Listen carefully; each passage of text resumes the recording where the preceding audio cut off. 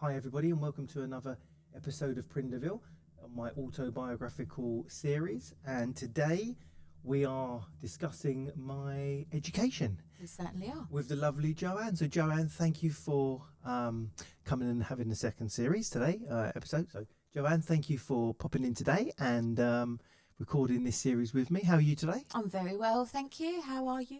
Very well. So you've had a good week. Lovely week, thank you. Thank you. Very nice. And are you ready to listen to my education? Your educational history. Or lack of in that case, because... Well, this is what you're going to tell us. Well, actually, I am very well educated, but I am educated in the way of life. You could say I've got a street education. Okay. I was brought up in the streets. I'm very much a working class, spit and sawdust kid, illiterate and educated. You're illiterate? Yeah, I'm illiterate. I can't read and write. And when was you diagnosed with dyslexia? I was diagnosed with dyslexia at the age of about 6. So what happened to me is I was happily going to school like everybody else. My mum and dad moved me from West London. So I grew up in Lisson Green Estate, went to school in Lisson Grove, opposite the famous fish and chip shop, St Edwards. And then we moved to St Scholasticus. What a name for someone who can't read and write. St Scholasticus. That is a mouthful and a half. It was a mouthful and a half. It was a mental gaff. So I went to St Scholasticus School in Hackney at the top of the end of where I've met my best friend Darren Emery, and I have a best friend Darren Sweeney. And that was easy for you to remember. You wouldn't get them mixed up, would you? D&D. D&D. D&D, double Ds. Yeah, so they were my two best mates. Darren Sweeney lived at the end of the street from me, literally down the bottom of the road on Everingham Road. And Darren Emery lived up at on Nightingale Estate, which was a pretty mental housing estate up at the top of Everingham Road. So that was them two. So basically, I was going along through school. Everything was going cool. I remember sitting there, and then all of a sudden, Jennifer Yellow Rat and Billy Blue Hat turned up. That was it for me. I was doing great when we was outside playing. I could do drawings. I could I could do a cloud. But the minute Jennifer Yellow Hat and Billy fucking Blue Hat turned up... Who were these two? What, were they in a book? They're a book. Oh, right. Yeah, because so, I'm obviously a bit younger than you. I didn't read books about blue hats. Right, so I'll tell you what happened. Please, let the viewers know who these characters I are. would come home from school. My dad goes, how are you? How's it going? Osh, what's happening? I go, Dad, I can't fucking handle Ben, Jennifer Yellow Rat and Billy Blue Hat. And he go, who are they then? I go, they're in this book. And still to this day, I don't know if I could actually read a yellow Jennifer. I could get onto, I think I went onto yellow books, but that was about it. I stopped there. So that's when I realised that there was something fundamentally wrong, because everybody else in the school started writing, reading, getting on, reading, doing all that stuff. And I was just like, So school was horrible for me. I was told I was stupid. I made to stand in the corner of the room. I used to have to wear the dunces hat. That's what they did back then. You were ridiculed. I was laughed at all the way through school. I had such a bad childhood in terms of education. I've had the most terrible experience at the hands of people who are apparently educational and supposed to be caring and looking after you and everything else. I was bullied. I was ridiculed. I was made to feel stupid by every single teacher, every person through the educational system. I remember one time I got a Casio watch, right? One you could add up on, right? Oh yeah, right? The calculator ones. My dad bought me a calculator watch. I used to go work with my dad every fucking day, and whatever. I used to get 25 quid, whatever it was, for being a labourer. So he bought me, what do you want? Osh, I want Dad, I'll have one of them Casio watches. It was a little thin one, blind. I went into school with my little watch. Everybody hated me at school because it was a bit of a ragga gaff. My dad loved me, was a grafter. I always had a pair of trainers. He used to take me down to Brick Lane, Petticoat Lane on a Sunday. And me and Darren used to go down. We was my best mate. And whatever my dad bought me, he bought Darren. So Darren was like, Darren lived with me. It was like my surrogate brother. I love that. So you had this watch. What I loved about my mum and dad was when they saw there was other kids struggling, they never had anything. My mum and dad would bring you in the house, feed you. We'd go out, we'd buy some gear. If my dad was buying something for me, he bought it for Darren as well. It was just like, yeah. And I remember remember Darren having a breakdown once because my dad bought a pair of Fila trainers for me and Darren. And Darren was like, I can't bring them home. My dad will be funny. I said to my dad, he's fucking freaking out because he thinks his dad's going to be funny about it. He went, fuck that, don't worry about that. So my dad went round and took us both home back that night, round to Darren's house, and went and saw Darren's dad, Curly, who was a lovely geezer, and sat down and had a cup of tea with him and went, right, I went there and bought them fucking trainers. I bought him a pair and I bought him a pair. Is that all right? And the other, he's Darren's dad went, yeah, of course that's all right. He went, yeah, my dad went, yeah, it's all right. And next time I go there, I'll buy him another fucking pair. Is that all right? And he went, yeah, everything's all right. So I think my dad basically said to Darren's dad, make sure that kid fucking has them trainers and don't give him any fucking stick over them. That's what I loved about my dad. He was a bit of a bully, but as long as he was on your side. Heart of gold. Heart of gold. And fought for everybody. You know, when you think about my dad was a bit mad, actually what my dad was doing was he was fighting for his family. Yeah. He fought. My mum and dad lived on a mad housing estate and you had to fight your way through life. And that is what my dad's taught me, to get up every morning, to put your boots on, get out of the house and go and have it. And life isn't easy. And life ain't fucking supposed to be easy, Joe. Do you know what? On the Serengeti, every morning, every animal wakes up, bang, the fucking sun comes up and everyone starts... Survival. Everyone starts running. So why do you think that it's any different now? You know, so tell me. You were saying about this lovely watch that your dad got. Oh yeah. So that's a bit of the ADHD. You ask me a question and I go slightly down the road. Well, this is why I'm here to help you get keep back me on the straight and narrow. Joe, we're going to keep him on the straight and narrow because he likes to dart around a little bit, but that's what makes you so interesting. Mental. Because I can go and do something and watch. then on the way, the watch. Yeah, the watch. So anyway, I bought this watch, right? Anyway, I went in and I said to Keith, look, Mr. Davis. Took it into school. Took it into school. Went into my school, said, oh, look at that. What, Mr. Davis, what's that? Oh, just calculator watch, sir. Look what you can add up. And he went, he stood me up in front of the whole clue and he went, he thinks he's some sort of clever fucker, because, didn't swear obviously, because he's got a calculator watch. Let me tell you something, everybody. You can't buy brains. Cried my eyes out. Mugged me off in front of the whole school. I cried my eyes out. Went home. My dad went, what's the matter with you? He went, I said, oh, Daddy stood up and told everybody in the class, you can't buy brains. He went, right, really? Yeah. Go bed now. I'm taking you to school in the morning. I went, no, it's all right, Dad. He went, I'm taking you to school in the morning. Fucking you be ready, right? That's that. Anyway, in the morning I got up, Mum got me ready. Right, we'll get in the lorry. And we went straight into the playground and the geese were standing in the fucking in the playground as they always do. Like, he was a big man. My dad went over and went, oi, come here. I got the whole school. Even come here. I want to talk to you now. Sit the geezer over and he said, oi, you. That's right there. If you're fucking telling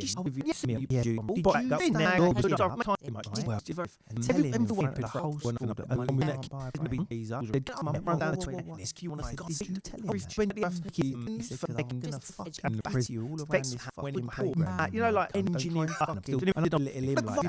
What do you think an accountant is? What do you think a surgeon is? What do you think an architect is? In fact, what do you think every single person, barrister, solicitor, fucking everybody that goes and trains for years and years and years, what do you think about them money can't buy brains, you absolute fucking arsehole, about trying to shade him in front of everybody? And my dad got hold of the geezer in the playground.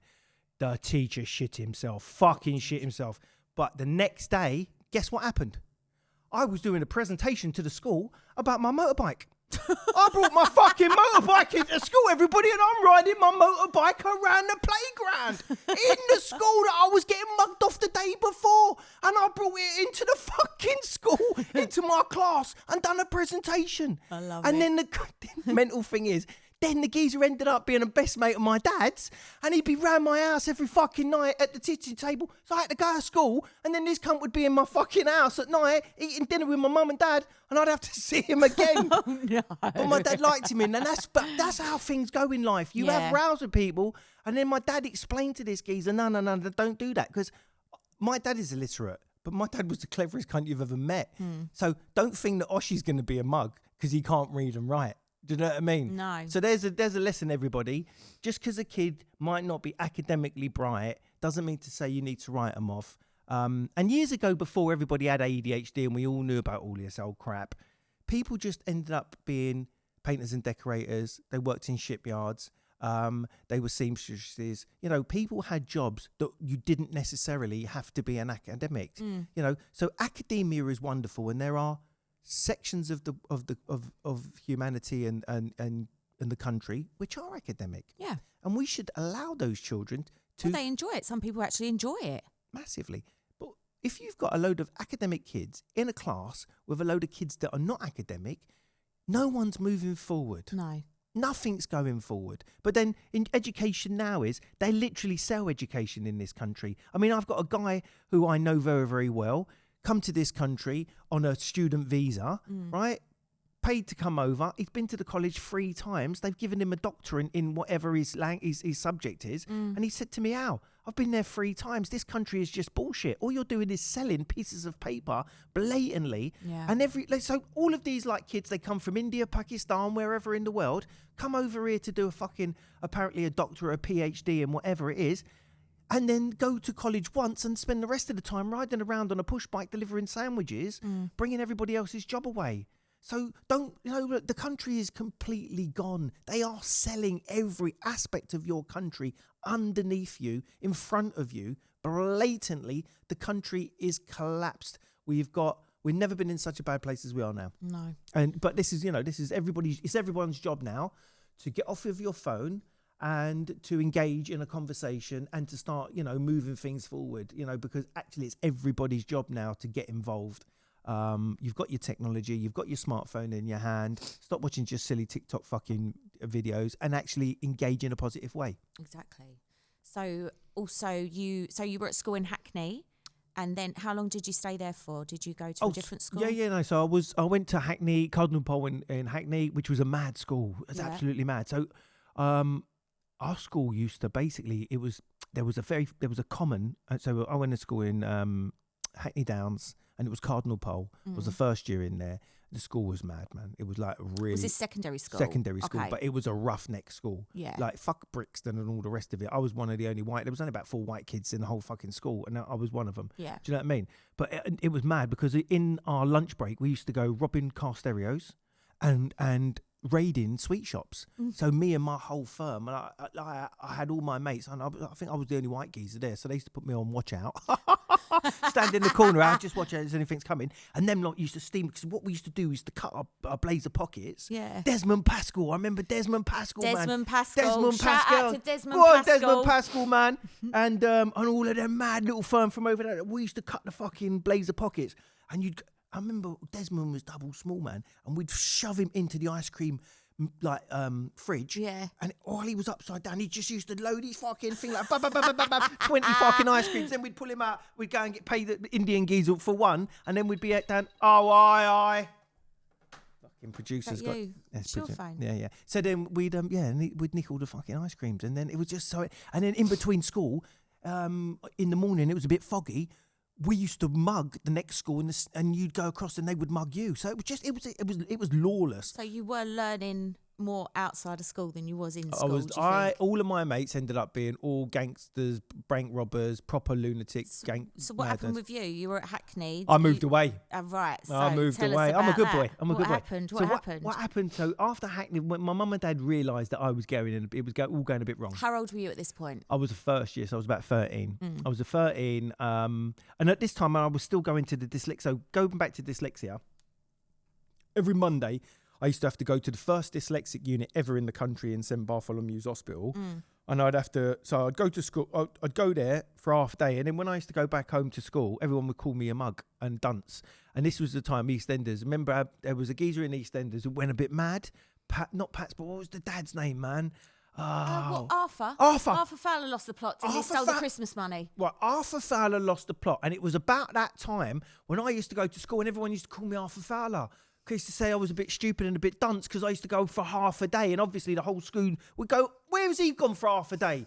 I has to go to my special, your blue bus thing, innit, Al, because you can't read and write. Yeah, we all know that. Kids so are everyone terrible, aren't fucking they? mugged me right off, they did. They killed me, man. They killed me. They fucking rinsed me. So I used to go all the way there, do that, and then have to come all the way back home. And then, because my mum and dad were really focused on me, they got me a fucking, also other professors.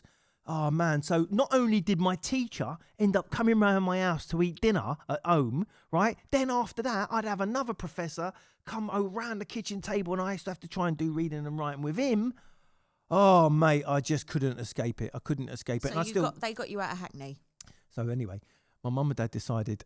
My dad decided to retire, and he bought my mum and dad bought a pub in the middle of nowhere, outside Chipping Norton. Mm. They bought a pub, and when I say this is rural, babe, there was one bus went one way and it went back the other day about 3 days later. So there was nothing. I was 3 miles away from the nearest town. In the middle of nowhere. It was zero, middle of nothing, nowhere, zero, done. We were out in the sticks. So from one extreme to the other. One extreme to the other. From Hackney to the middle of nowhere. I went from nicking cars and basically mugging everybody to sitting there like with just nothing but a couple of sparrows going past me, and that was it, mate. It was double money. But then all of a sudden they took me. I was like a major bod in the fucking area. Yeah, how was school in Chipping Norton? Well, I was the major bod. I could beatbox. All the birds love You me. can beatbox. I could beatbox. You're gonna beatbox now? Yeah. Listen, I might be a bit rusty. Maybe in another video. No, I will. Listen, I'll tell you what. No. You want to throw it down? I'll be back on the next one. Yeah, listen. No. Listen, I'm practicing, but I'm going to be back. All right. I'm going to be back. Just You hold have a tight. rehearsal. I'll have a rehearsal. Have a rehearsal. So anyway, yeah, I was, mate. I was cool. I had hair. I had brill cream. I was like the heartthrob of the school, man. Imagine. You went from Arthur Fowler to Brad Pitt. I went from Arthur Fowler to Brad Pitt, and I went from a little fish in a massive pond to a big fish in basically a fucking bucket. Yeah, which was Ream. So I had the best childhood ever. So when we went to Oxford, I was flying there. I went to the school at first day at school. Tell us about your first day at school. How was that? First day at school was a bit mad as it goes. Right, so I've gone to this country bumpkin school. Anyway, I'm sitting in the gaff the first day. Bring, ding, ding. Lunch bell's gone, right? Everyone's got up. They've all started leaving the school, walking out the school gates. I went, what's happening here, you lot? They went, what are you talking about? We're going downtown. I went, what do you mean going downtown? They went, no. We go downtown for lunch. I said, what, the school lets you all out? And then what happens? And they said, yeah, well, a certain time we'll walk back.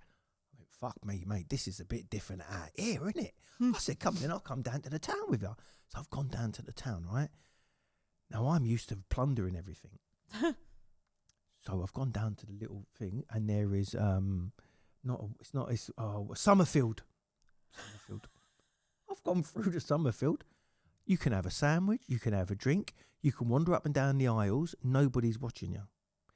So I've got my entire lunch, and I've ate my lunch before I've come out. Yeah. And I thought, this is fucking brilliant. This gaff, you ain't got to pay for nothing. It's a transformation. Anyway, I'm sitting there chatting to everyone, having a fag, as you do. And these lot are all sitting there going, yeah, listen, he's the geezer from London, blah, blah, blah. Anyway, all of a sudden, they've all got up and started walking back. Where you lot going? They're all going back to school now. I went, going back to school? Oh, fuck that. I'm out, mate. I ain't going back there. I'm fucking out. Plus, I got my motorbike was getting repaired in ST Motorcycles in Chipping Norton. So I thought, fuck this, I'll go to ST Motorcycles. Anyway, everyone's gone back to school. I've walked round. I've gone into this motorbike shop. Geezer's working on a motorbike. He's gone, you all right, mate? I went, yeah, not bad. He went, the phone's over there. Ring your dad. I went, what? He went, your dad's just rung me and told me when you turn up here to ring him.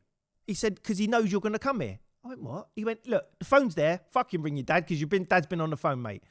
We picked up the phone. Hello? He went, all right, Osh. I went, yeah. He went, yeah, I've had the headmaster on the phone. He said, I knew you'd come round to check on your motorbike, so do you want to go back to school or what do you want to do? He said, the geezer's rung me up to ask me, where are you? And I said to him, how the fuck do I know? Because I've sent you to school, mate. Once he's there, he's your problem. He's not my problem. I'm here fucking working in the pub. So either you've got him or I've got him. Anyway, he said, Osh, do me a favour. Just go back to school, will you? Because this is your first fucking day, mate. Put the phone down. All right, Dad, I'll go back to school. So I said to the geezers, all right, how's my motorbike getting on? He went, yeah, we were ready on the weekend. I said, lovely, that'll do me. He was putting a new set of points in. Nice. The keyway had gone and the points had gone, and I think maybe it needed a little rebore as well. So you went back to the headmaster. So I went back to the headmaster, knocked on the headmaster's door. He said, that's strange. He said, we never thought a big boy from London like you would get lost in a small place like Chipping Norton. I went, well, to be honest with you, mister, I just got a bit lost. I went that way and I should have gone that way. And he went, yeah, well, listen, we can see you. You obviously very easy to get lost coming from London. He said, so I'll tell you what you're going to do. Give me a black bag. He went, here's a black bag. You're going to walk around the whole school and you're on litter picking duty. I went, am I? He went, yeah, you're on litter picking duty and this will teach you. I said, lovely. Okay. So he's given me the black bag and he said, off you go.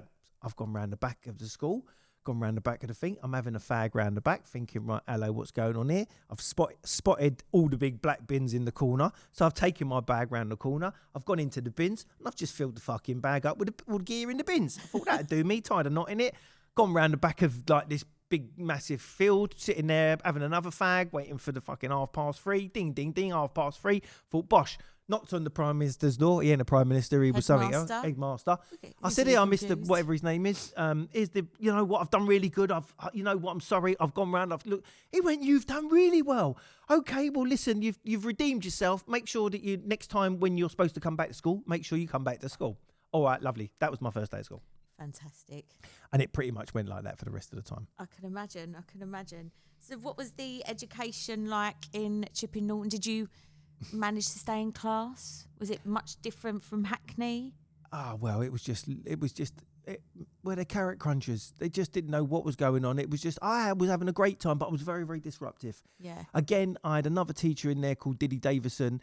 He started picking on me. In fact, everyone's always picked on me. And schools are, let me tell you something, teachers are bullies. They really do bully people in there. There's no way around it. Do you know what I mean? That's why with my kids, especially with Bo, I have defended her. When a teacher rings up, I'm literally ripping their throat out down the phone because I do not trust them. I know they're all arseholes and I know they're bullies. But did you have any teachers or people in your life that were sort of educating you and they were positive influences in your life? Yeah, I did actually. So I was going through school and I was quite disruptive and I still wasn't reading and writing. I was having trouble with the teachers and, I wasn't going in. And then one day my dad employed a guy called Dr. Fox. He was a professor from Oxford, an engineering professor. And I think my dad had got it right this time round. So he knew that no one was getting anywhere and I was a bit good. If you sat me down with a teacher, I could just move them around. In the end, that's what I did. I could manipulate people, even at a kid. Being dyslexic, you learn how to control, manipulate, and maneuver people where you need them. Anyway, so this one day, this other geezer's turned up. Here we go, another fucking professor that I've got to get my head around now. So my dad said, here, this is Mr. Fox. He's going to be teaching you now, Osh, and you're going to learn something. I went, all right, Dad, yeah, lovely. Anyway, so my dad said, right, out there is the barn to this geezer. Go out in that barn, and in there is his motorbike. All of everything that Osh is interested in is in that barn. His welder's in there, everything's in there, all the tools are in there. He said, go in there, and that's where you're going to get him at it. So I walked into this, he walked me in, and I had one of my bikes. My motorbike was sitting on the side, and he went, oh, what's that? I said, it's my motorbike. He went, what size is that? I said, it's a 52C, 2CV, whatever. So I'm telling him all about my motorbike. And he went, oh, lovely. What's that there? I said, that's the front sprocket. He went, what's that there? I went, that's the back sprocket. He went, why is one bigger than the other? I went, well, that one is a 14th tooth, and that's a 28 tooth. But if I turn that down to a 22 tooth and move that one, I'll get a little 5 more. He went, hold on a minute.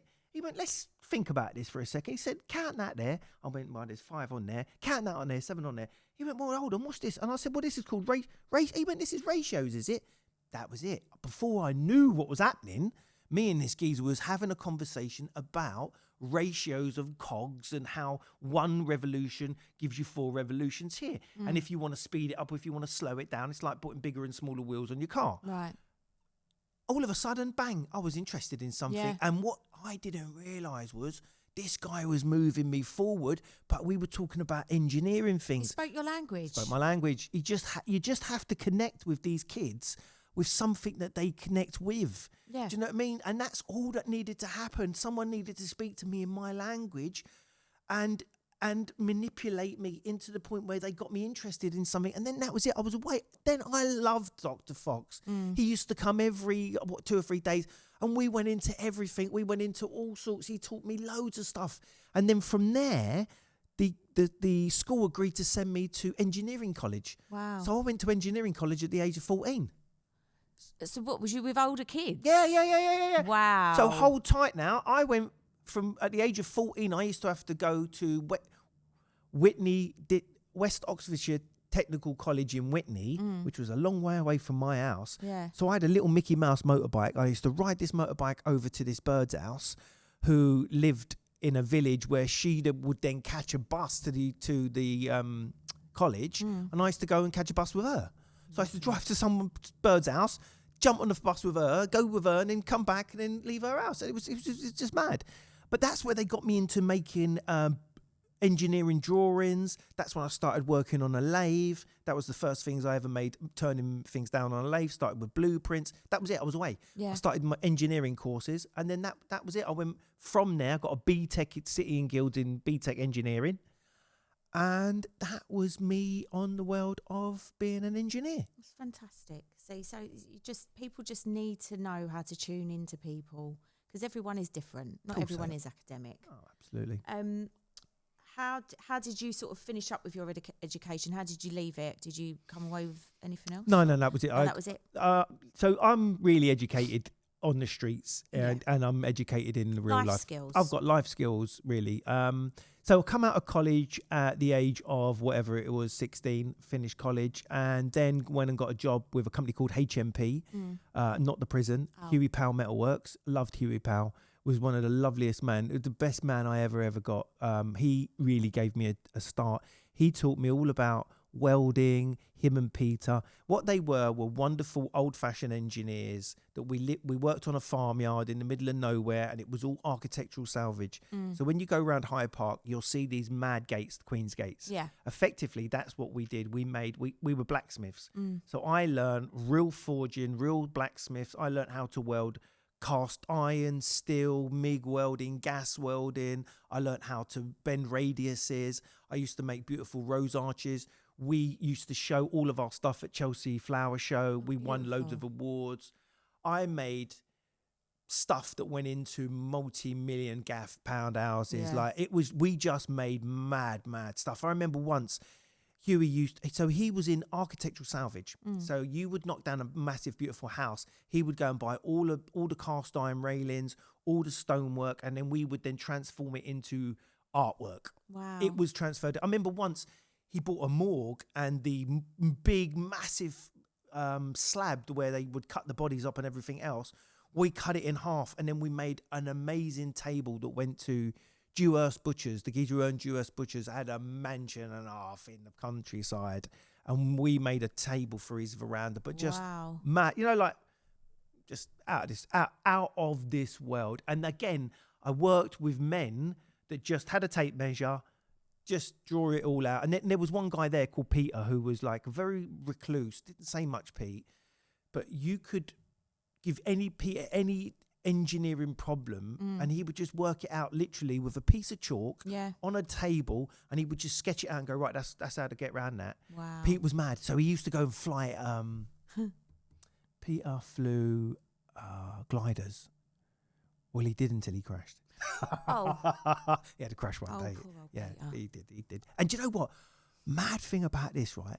I was in the petrol station at the top of Chipping Norton in the Shell petrol station about a year ago, and I've just gone in there because we've got a pub out in the countryside, right? Well, I lived in a pub, didn't I? Yeah. Which we're still trying to do some bit to revenerate and everything else.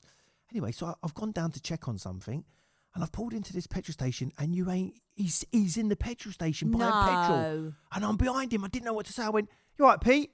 And he was always a weirdo. You know what I mean? He was very recluse. And he went, "Who's that?" And I went, "You don't remember me?" And he went, "No." I said, "Fucking hell, Pete, you taught me everything." He went, "What?" I said, "It's me, Alex, from fucking..." He went, "Mad Al?" He went, "Yeah, Mad Alex." He went, yeah, Mad Al. Fucking hell, how are you? And everything else. Oh, so how lovely. Right, how did I... Right, what...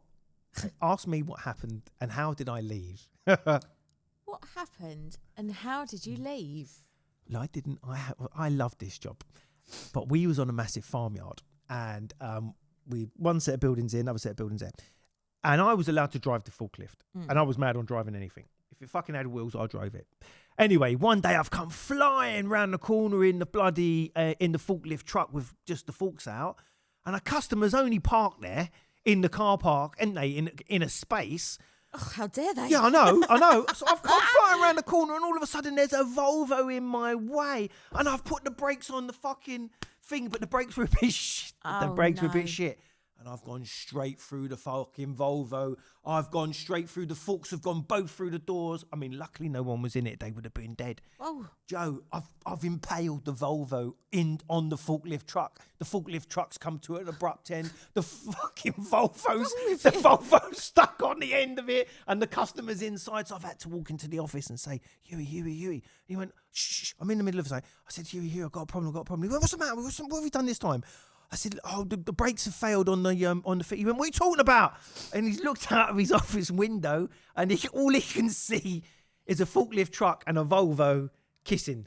And that was the last day that I worked there. Yes, that would be your last. Huey Powell day. sucked me, but he did love me. And Huey Powell, thank you very much, because you set me on my way. And I had another geezer there, was called Matthew. He was a mad South African. He was the manager, but another super talented people. Absolutely. Yeah, it's creative people, isn't it? It's people that are, they've got a talent, and it doesn't matter if they can add up or write something. And that's where people are. They're in different groups. Yeah. Do you know what? You're either an actor or an actress, or you're an entertainer, or you can sing, or you can dance, or you're just somebody who is a perfect. Look. When you look at people that go into the NHF. Look at they are the most underpaid, completely downtrodden set of people ever. I mean, when we had the pretend banging, the old saucepan banging and all the rest of it, and they were all. Oh, they were the best thing in the world, and these lot loved them, and until it come to paying them, and then you want to pay them 1%. Yeah. And we got young doctors going on strike now because because it's all just mucked up. Madness. So we love you, but not enough that we want to pay you. No, exactly. Yeah. So there you go. With the educational system now, what would you change within the educational system now? I think the world is in a really bad place. I think the way that we've been controlled and governed, they call it governed, but the way that they've enslaved us, and they keep the slaves in a downward low vibration, is the way that they're teaching us. So we need a radical change. Schools should be teaching children how to deal with their mental health, how to deal with food, relationships, managing money, managing how you deal with people that are necessarily struggling a little bit. What we should be doing is teaching humanitarian skills to humans. But what we're doing is we're teaching humans now.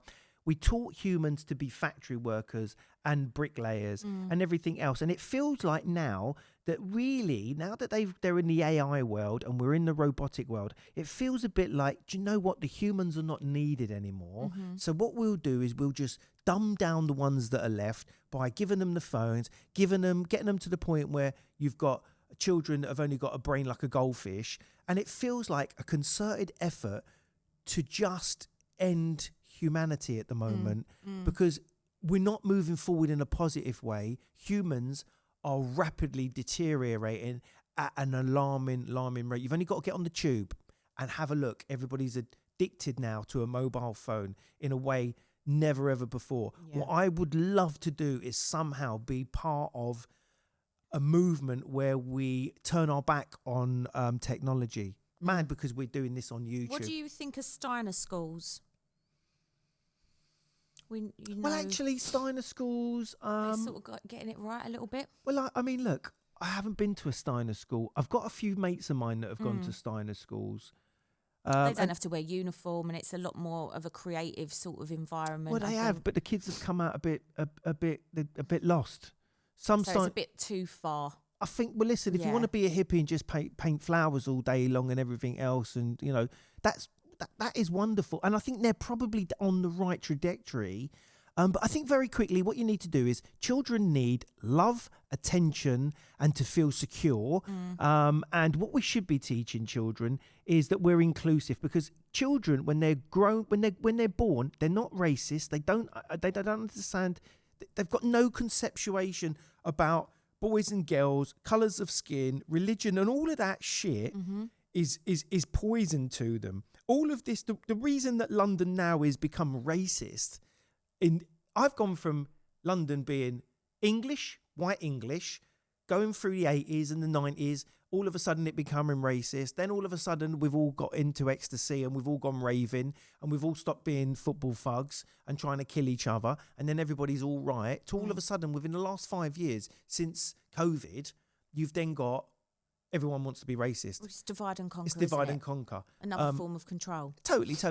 I mean, if you're fighting each other, then hopefully you kill each other. Totally. But listen, if you've got a bottle of, let's say, fluid, and the fluid is blue, if all of a sudden that fluid at 70-80% becomes black, then you're fundamentally changing the colour of the fluid or the taste of the fluid.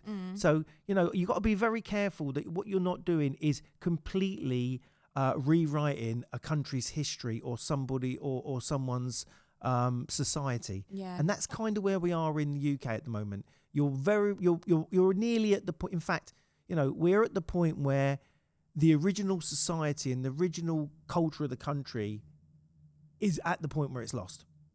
We are, 10 years away from this being completely a different place than fundamentally it started. Yeah. And I can't see any other country that's done that. I don't see any other country that's completely rewritten its language and its culture. And I don't think it's the indigenous people that wanted that. I don't think it's got any, it's obviously, but then we voted for Brexit a few times. We voted.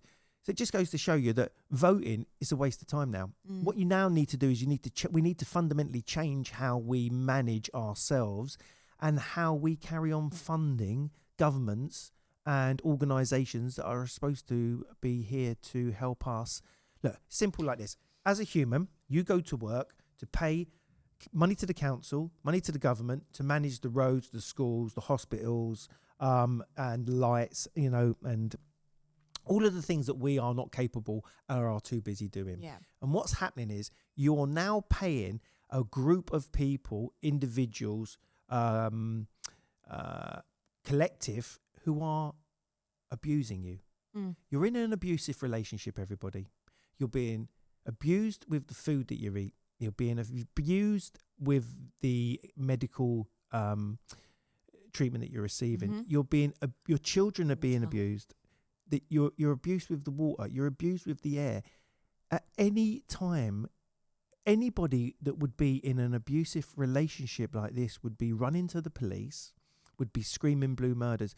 But what's happened is, like a frog in a saucepan, we have been boiled over the last 250 years to the point where we don't really realise. But at the moment, the garnish is going in, the hot pepper sauce is going in, the Scotch bonnet's going in. You know what I mean? We're surrounded by vegetables and we don't realise that we are being cooked. And you are very, very nearly to the point where the spoon's going to come in and someone's going to start eating us, because it is going to be over for us soon. And that brings me to that geezer who walks around Croydon who does the fucking, we've got to get him in. Yeah, but I would like you to show us the central spine. Yep. Oh, yeah. Just turn my phone off. So, hi, everybody. This brings us to the central spine section. And here we've got on the screen a picture of me at school in St. Scholasticus. You can see me. I'm there next little one in the corner there. And 1982. Darren Emery, Darren Sweeney's in there. All the boys are in there. And my lovely little Irish teacher. And this is me at Cardinal Pole. This is me at St. Scholastic School as a kid. And I'm probably around about 6. So this is about the same time where I brought my motorbike in and done a demonstration to everybody about how you strip a motorbike down and do whatever you want to do to it. Beautiful. So I've lived a mad life. I have lived, if I die tomorrow, I have lived 10 lives over. God forbid. Alhamdulillah. Alhamdulillah. Yes, God forbid. Round it up. Yes. So thank you, everybody. So it's thank you from me and thank you from you. Thank you very much. Thank you.